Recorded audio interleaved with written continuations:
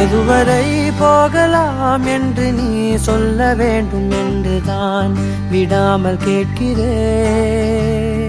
தேன் முத்தங்கள் மட்டுமே போதும் என்று சொல்வதால் தொடாமல் போகிறேன்.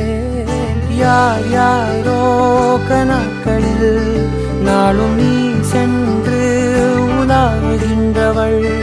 நீ காணும் கணக்களில் வரும் ஓரான் என்றால் நான் தான் என்னாலும். பூங்காற்றே நீ வீசாதே,